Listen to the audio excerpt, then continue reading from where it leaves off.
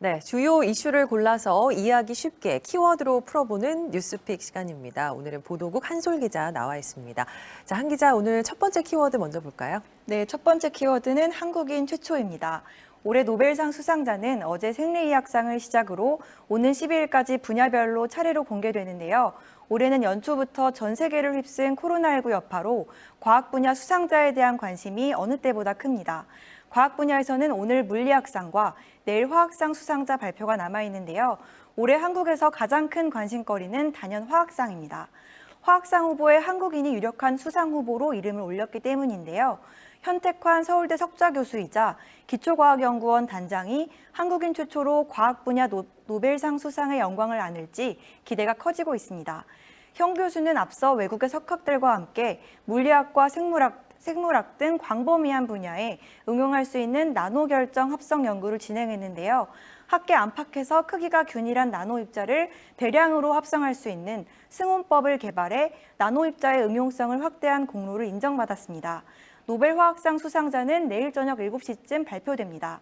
한편 해마다 스웨덴 스톡홀름에서 열리던 노벨상 시상식은 올해는 코로나19로 인해 열리지 않고요. 수상자들이 자국에서 상을 받는 장면이 온라인으로 중계될 전망입니다.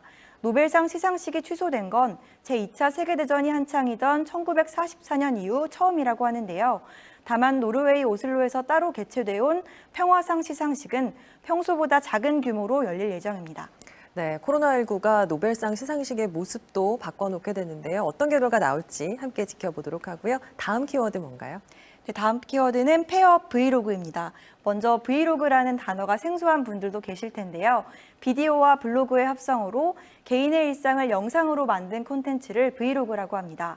브이로그에는 개인의 취미를 소개하거나 직업에 대해 이야기를 하는 등 다양한 종류가 있는데요.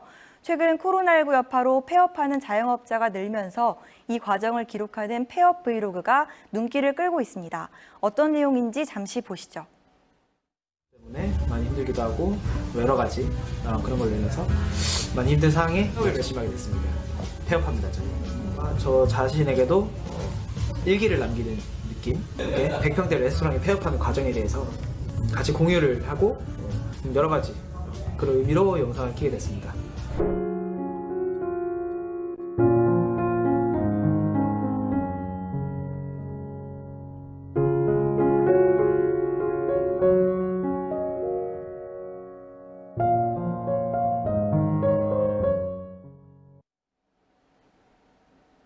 네, 방금 보신 것처럼 여러 자영업자분이 폐업하게 된 이유나 폐업 이후의 다짐을 담은 콘텐츠를 올려 네티즌의 공감을 얻고 있는데요. 폐업 과정에서 손실을 줄이는 방법 등을 공유하기도 한다고 합니다. 중소벤처기업부 조사 결과 올해 8월까지 소상공인 폐업 점포 수는 지난해 대비 약 19% 늘었다고 하는데요. 지금과 같은 추세라면 올 한 해 지난해보다 폐업이 2배 정도 늘 거라고 전문가들은 예측합니다.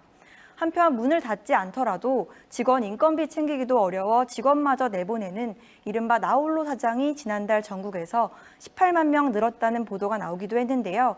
회사가 규모를 줄이면서 일자리를 잃은 직원들도 마찬가지로 퇴사 과정을 브이로그로 만들어 공유하면서 이른바 퇴사 브이로그도 하나의 콘텐츠로 자리 잡고 있습니다. 모든 일상을 영상에 담는 시대가 코로나19라는 상황을 만나 폐업 브이로그, 퇴사 브이로그라는 현실적인 콘텐츠로 이어지고 있습니다. 지금까지 뉴스픽이었습니다.